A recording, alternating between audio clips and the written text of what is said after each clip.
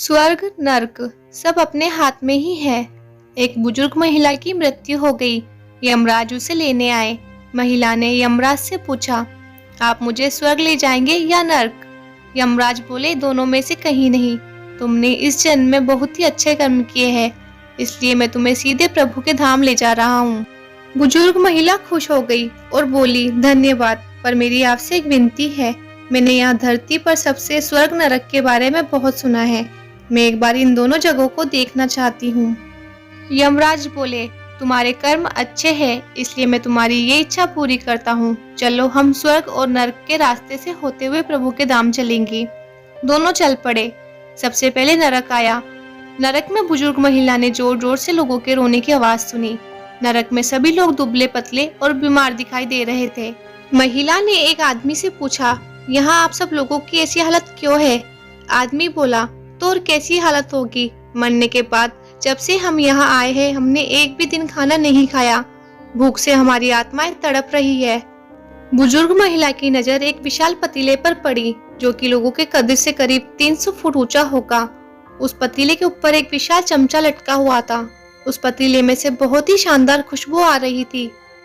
बुजुर्ग महिला ने उस आदमी से पूछा, इस पतीले में क्या है? आदमी मायूस होकर बोला, ये पतीला बहुत ही स्वादिष्ट खीर से हर समय भरा रहता है। बुजुर्ग महिला ने हैरानी से पूछा, इसमें खीर है? तो आप लोग पेट भर के ये खीर खाते क्यों नहीं? भूख से क्यों तड़प रहे हैं? आदमी रो रो कर बोलने लगा, कैसे खाए? ये पतीला 300 फीट ऊंचा है। हम में से कोई भी उस पतीले तक नहीं पहुंच पाता। बुजुर्ग महिला को उन पर तरस आ गया। सोचने लगी, बेचारे, खीर का पतीला होते हुए भी भूख से बेहाल है। शायद ईश्वर ने इन्हें यही दंड दिया होगा। यमराज बुजुर्ग महिला से बोले, चलो, हमें देर हो रही है। दोनों चल पड़े। कुछ दूर चलने पर स्वर्ग आया। वहां पर बुजुर्ग महिला को सबकी हंसने खिलखिलाने की आवाज सुनाई दी। सब लोग बहुत खुश दिखाई दे रहे थे। उनको खुश देखकर बुजुर्ग महिला भी बहुत खुश हो गई।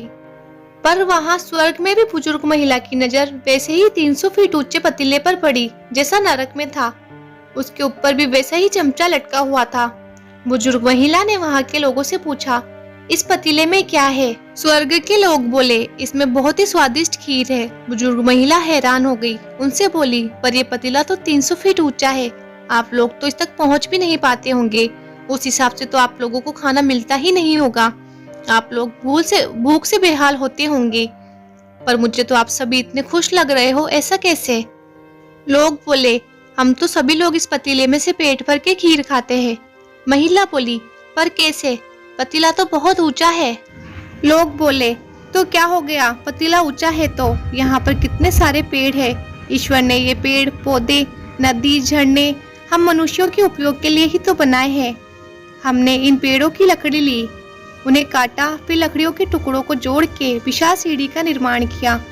उस लकड़ी की सीढ़ी के सहारे हम पतीले तक पहुँचते हैं और सब मिलकर खीर का आनंद लेते हैं। बुजुर्ग महिला यमराज की तरफ देखने लगी। यमराज मुस्कुराए और बोले, ईश्वर ने स्वर्ग और नर्क मनुष्य के हाथों में ही सौंप रखा है। चाहे तो अपने लिए नर्क बना ले, चाहे तो अपने लिए स्वर्ग। ईश्वर ने सबको एक समान हालातों में डाला है। उसके लिए उसके सभी बच्चे एक समान है। वो किसी से भेदभाव नहीं करते। तो मेरे प्यारे दोस्तों, ये थी हमारी आज की कहानी। आई होप आप लोगों को ये कहानी पसंद आई होगी।